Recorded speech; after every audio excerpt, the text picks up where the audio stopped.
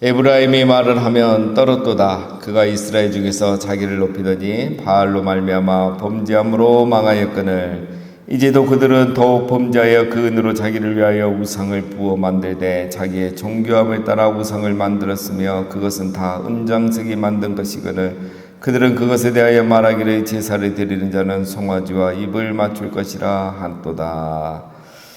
자, 계속 하나님의 말씀이 나오죠. 자, 오늘 나오는 에브라임. 자, 이 13장에 나오는 에브라임은 정말 12지파 중에 하나인 에브라임 지파를 말합니다.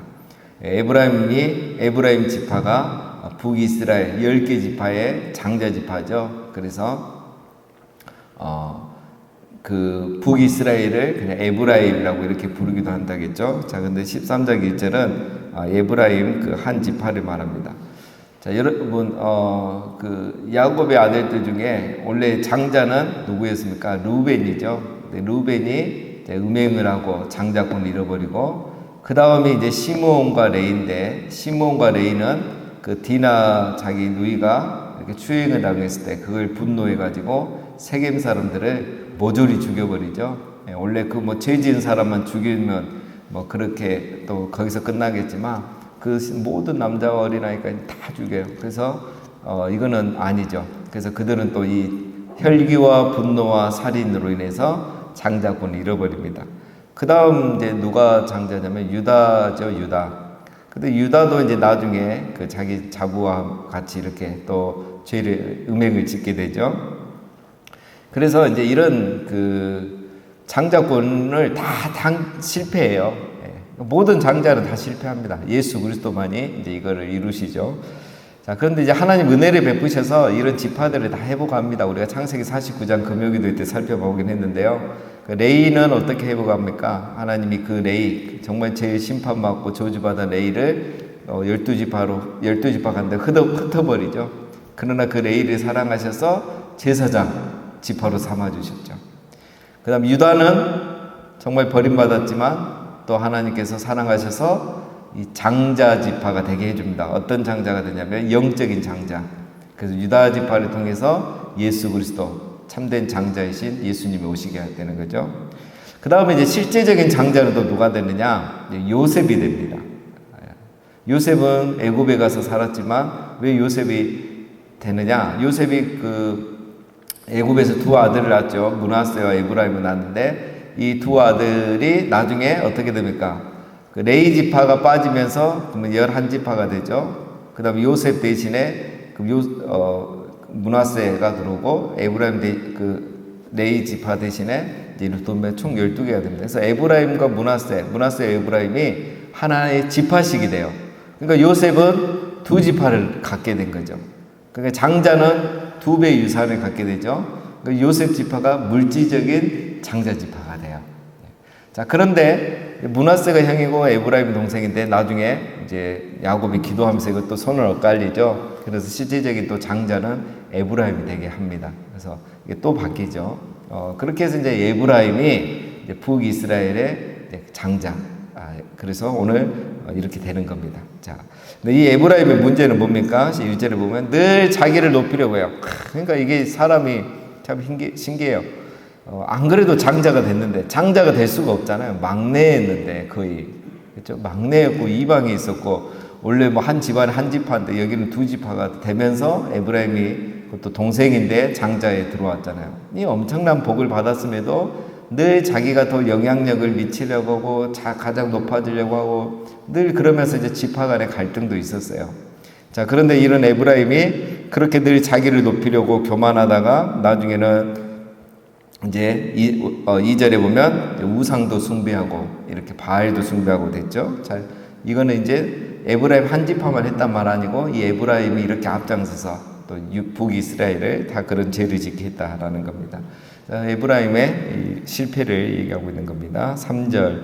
이러므로 그들은 아침 구름 같으며 쉬 사라지는 이슬 같으며 타작마당에서 광풍에 날리는 쭉정이 같으며 굴뚝에서 나가는 연기 같으리라. 자, 여러분 호세아 보면 참 그 표현들이 좋은 게 많잖아요. 물론 이제 좋은 일을 표현한 거 아니고 다 안 좋은 일을 표현하는 건데 이스라엘의 그 죄된 모습도 달궈진 화덕 같고 뒤집지 않은 전병 같고 속이는 화살 같고 이런 표현들이 있는데 오늘도 보면 하나님 이스라엘을 어떻게 심판하겠다고 하십니까? 아침 구름같이 같으며 쉬 사라지는 이슬 같으며 타작마당에서 광풍이 날리는 쭉정이 같으며 굴뚝에서 나가는 연기 같으리라. 자, 이게 다 뭡니까 여러분? 공통점이 지금 잘 나가는 것 같은데 힘없이 순식간에 사라지는 거예요. 그렇죠? 아침 구름, 해가 뜨면서 물러가잖아요. 그렇죠? 이슬, 해가 뜨면 순식간에 사라집니다. 타작마당 광풍이 불면 쭉정이만 다 날아가 버려요. 바람만 불면. 굴뚝에 나선 연기 막 뿜는 것 같지만 굴뚝 끝에서 조금만 1m만 지나면 사라져 버립니다. 이스라엘이 지금 아무리 이렇게 잘 나가는 것 같고 뭐 여로보암 2세 때 부강한 것 같지만 너희들 다 이렇게 순식간에 사라질 거야. 40년 만에 나라가 망할 거야. 이런 말씀이죠. 그래서 여러분 이 호세아 이런 표현들은 여러분들이 그 기도할 때 이렇게 인용하면 좋습니다. 그래서 제 그 유튜브에 보면 말씀으로 기도하기가 있는데 우리 교인들 많이 안 들으셔야 할 때 외부에서 많이 들어서 한 8만 명이 들어요. 여러분 8만 명이 들었어요. 1강은 이제 말씀으로 기도하기가 참 좋아요. 그래서 여러분 우리가 뭐 요즘 뭐 차별금지법도 하고 뭐 악법을 세우려는 사람도 있고 한데 기도를 하실 때는 늘 주의해서 그 언어가 중요하잖아요. 그래서 특별히 대표기도 하신 분들은 그 이제 언어를 순화해서 해야 됩니다. 왜냐하면 듣는 분들은 다양한 분들이 계시기 때문에. 그래서 그런 기도할 때 이런 거 인용하면 좋습니다. 말씀으로 기도하기. 하나님, 이런 사람들이 아침 구름 같게 해 주시옵소서. 바람에 날아가는 쭉정이 같게 해 주시옵소서. 쉬 사라지는 이슬과 같게 해 주십시오. 자기들이 지금 대단한 것처럼 막 약법을 세우고 차별금지법을 세우려고 하는데 우리가 감정을 담아서 막 이렇게 저주를 하면 안 되고 이런 기도에 보면 다 돼 있잖아요. 굴뚝에서 나는 연기 같게 해주시옵소서. 그러면은 모든 사람이 공감하고 또 우리 하나님 마음을 품게 되고 좋습니다. 자, 이렇게 덤으로 그냥 말씀드리는 겁니다. 자, 이스라엘의 심판을 이렇게 하나님 표현하신 겁니다. 3절. 4절. 그러나 애굽 땅에 있을 때부터 나는 내 하나님 여호와라. 나밖에 내가 다른 신을 알지 못할 것이라. 나 외에는 구원자가 없느니라. 내가 광야 마른 땅에서 너를 알았거늘 그들이 먹여준 대로 배가 불렀고 배가 부르니 그들의 마음이 교만하여 이로 말미암아 나를 잊었느니라. 자, 하나님 어떤 분입니까? 이스라엘 이렇게 심판하지만 원래 하나님 어떤 분입니까? 애굽 땅에 있을 때부터 그들의 하나님이었다. 신실하신 하나님, 언약을 지키신 하나님. 하나님은 너희를 애굽에서 나올 때부터 내가 너희를 지금까지 돌봤다 이거죠. 그런데 너희가 그런 하나님, 유일하신 구원자 하나님을 잊어버리고 다른 신을 섬기기 시작했다. 또 두 번째, 하나님은 메마른 광야 땅에서도 너를 알고 너를 먹여주고 배부르게 해줬다 이거죠. 광야에 내팽개친 게 아니고 거기서도 돌봐주고 먹여주지 않았느냐. 그런데 어떻게 됐습니까? 그런데 너희들의 마음이 교만해져서 하나님 잊어버린 거예요. 가나안 가서는 하나님 잊어버린 거예요. 그러니까 하나님 이제 심판하시겠다는 거죠. 우리가 금요기도 때 2주 연속 살펴본 게 뭡니까? 망각하면 잃고 기억하면 누린다. 잊어버리면 잃게 되고 기억하면 누리게 되는 거예요. 이들이 하나님이 배부르게 해줬는데 하나님이 잊어버려요. 망각해요. 그래서 이제 다 잃게 되는 거죠. 그게 바로 북이스라엘의 심판이죠. 자, 7절. 그러므로 내가 그들에게 사자 같고 길가에서 기다리는 표범 같으니라. 내가 새끼 잃은 곰같이 그들을 만나 그의 염통 커플을 찢고 거기서 암사자같이 저희를 삼키리라. 들짐승이 그들을 찢으리라. 자, 여기는 보면 이제 하나님을 표현하는 게 뭡니까? 사자 같고 길가에서 기다리는 표범 같고 새끼 잃은 곰 같고. 자, 여러분 다 무섭죠? 근데 이 보면은 길가에 기다리는 표범 또 사자도 기다리는 사자거든요. 새끼 잃은 곰. 자, 먼저 여러분 기다리는 사자, 길가에서 기다리는 표범 이 두의 특징은 뭡니까? 정말 자기가 다 할 수 있지만 숨어서 기다리고 있잖아요. 타이밍이 올 때까지. 이 사자나 표범이 그냥 아무나 잡고 막 대등 잡아먹는 거 아니잖아요. 다 기다렸다가 타이밍이 오면 하잖아요. 지금 하나님 이스라엘을 죄 짓는다고 해서 막 그때그때 막 심판하고 이놈들 하고 막 죽이는 건 아니에요. 하나님 지금까지 숨어서 기다리는 거예요. 회개하기를. 너희들이 변화되기를. 하나님 계속 기다리겠던 거야. 근데 안 되니까 이제 기다리던 사자 표범이 이렇게 나오듯이 하나님 이제 너희를 심판할 수밖에 없었다. 이거야. 그리고 뭐라고 합니까? 새끼 잃은 곰, 암사자. 여러분 뭡니까? 이 새끼 잃은 곰과 암사자는 제일 무서운 거잖아요. 너희가 도무지 해결하지 않을까? 내가 기다리던 사자와 표범에서 이제는 새끼 잃은 곰처럼 암사자처럼 내가 너희를 그냥 두지 않겠다는 겁니다. 하나님께서 회개하지 않는 이스라엘에게 강력하게 심판하겠다 이런 말씀이죠. 9절 이스라엘아 내가 패망하였나니 이는 너를 도와주는 나를 대적함이니라. 예, 지금 나라가 멸망한 건 아니죠. 근데 이미 멸망한 것처럼 이렇게 말씀하십니다. 왜? 심판이 분명하기 때문에. 10절 전에 내가 이르기를 내가 내게 왕과 지도자들을 주소서 하였느니라. 내 모든 성읍에서 너를 구원할 자 곧 내 왕이 이제 어디 있으며 내 재판장들이 어디 있느냐. 자, 보면 호세아에서 보면 하나님 옛날 사건들을 많이 이렇게 이야기하시죠. 이 사건으로 기억나십니까? 뭔가 같습니까? 사무엘상 8장에 왕을 세우는 장면이죠. 이스라엘이 그때 하나님께 뭐라 하겠습니까? 우리에게 왕을 세워주소서. 다른 나라들도 다 왕이 있어가지고 전쟁할 때 왕이 공격 앞으로 하니까 막 군대가 따라가고 너무 보기 좋은 거예요. 하나님 우리나라도 왕을 세워주십시오. 왕의 제도를 허락해 주십시오. 그때까지 왕이 없었잖아요. 사사들이 다 하나님을 대신한 리더였잖아요. 실제적으로 내가 왕이 없었던 건 아니죠, 여러분. 누가 왕이었습니까? 하나님이 왕이었잖아요. 하나님이 사사들을 사령관으로 세워서 다 전쟁해갖고 이겼잖아요. 모세를 통해서 이겼고, 다음에 12사사를 통해서 이기고, 여호수아를 통해서 이기고, 문제 없었잖아요, 지금까지. 근데 이스라엘이 왕을 달라는 거야. 이거는 하나님이 왕 되심을 거부하는 거고, 두 번째 또 무슨 죄냐? 여러분 그들의 참된 왕은 어디서 옵니까? 유다 지파에서 온다 그랬죠. 이미 창세기 49장에 예언이 돼 있잖아요. 유다에서 홀이 세워진다 했잖아요. 유다에서 왕의 지팡이들은 유다의 사자가 나타난다 했잖아요. 그게 바로 예수 그리스도 메시아잖아요. 정말 자기들을 또 다스려줄 진짜 왕이 이 세상에 온다고 하나님 보내준다고 약속했는데 못 기다리겠다는 거예요. 그건 못 기다리니까 그냥 인간 왕을 세워달라 이겁니다. 그래서 그들은 하나님을 거절하고 기다리던 메시아도 기다리지 않기로 한 거죠. 그래서 하나님은 결국 그들의 소원대로 왕을 허락하셨죠. 자, 그렇게 해줬어요. 왕을 줬는데 그 왕들이 지금 어디 있느냐? 내 재판장들이 어디 있느냐? 자, 첫 번째 왕만 벌써 실패했죠. 사울 왕을 하나님 주셨는데 결국 사울이 실패했잖아요. 왕이 패해진 거예요. 그리고 또 이거 역사적으로도 동시에 적용할 수 있습니다. 지금 왕들이 어디 있느냐?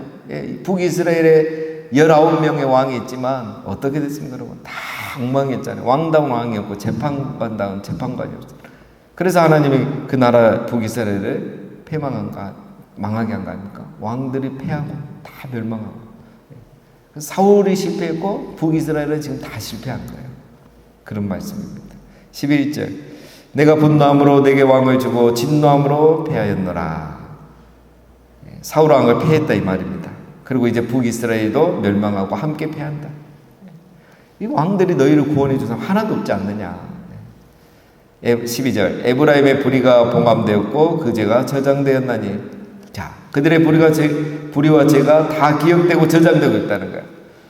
자, 너희들이 그때부터 지은 죄, 애굽에서부터 광야에서부터 또 왕을 달라 해서 왕을 줬더니 열왕시대 모든 너희들의 죄가 불의가 봉함되었다.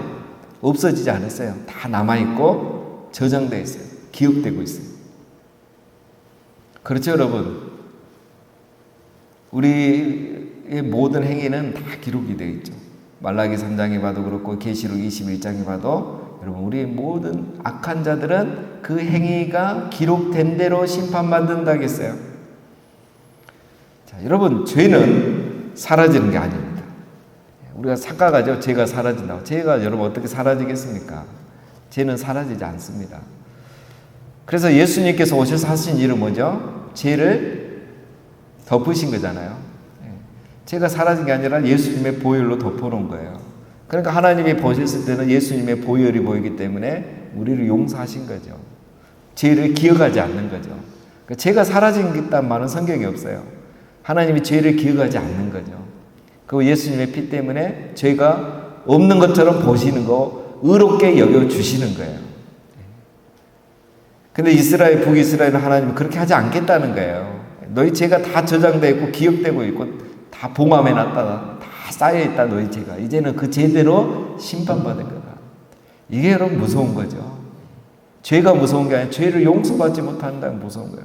그러니까 북이스라엘은 예배를 제대로 안 드리잖아요. 성전에 내려가서 예배 안 드리고 자기들이 베델에 다 내고 금송아지 세워서 제사 드리고 또 산당에서 하고 바알에게 제사하고.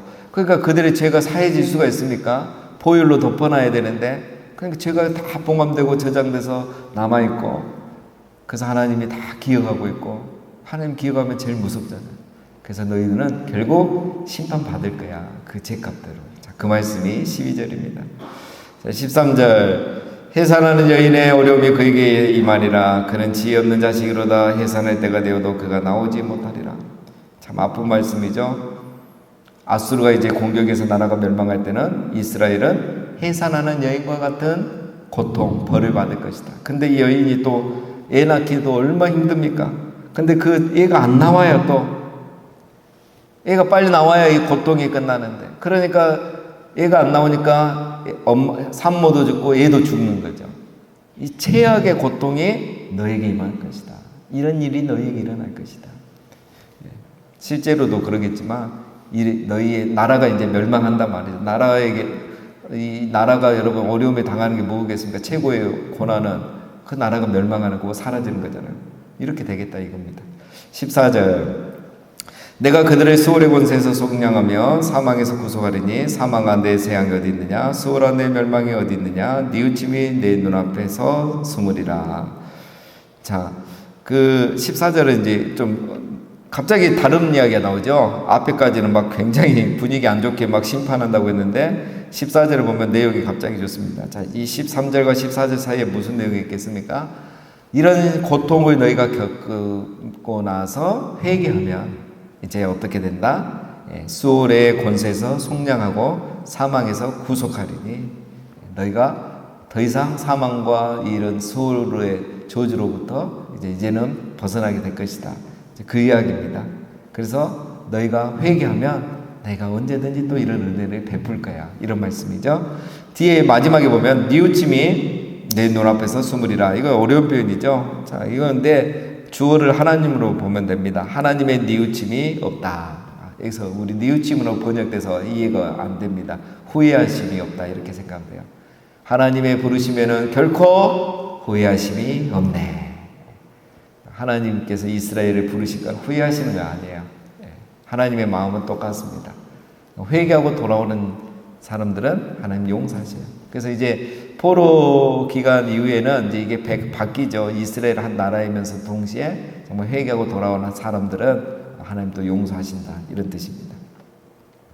자, 이게 바로 하나님의 본심입니다, 여러분. 자, 뉘우치심이 없는 거. 뉘우치심이 내 눈앞에서 숨으리라. 이 말은 뭡니까? 하나님은 후회하심이 없다는 거예요. 숨어버리는 거예요. 후회라는 건 숨어버리는 거예요. 하나님 앞에서.